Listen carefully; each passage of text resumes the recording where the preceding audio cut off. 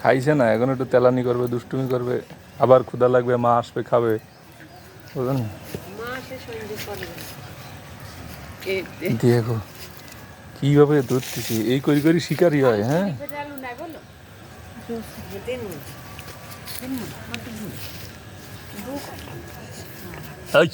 এদিক থেকে কষ্ট হয়ে গেছে, এবার হাঁপাচ্ছে বুঝছো।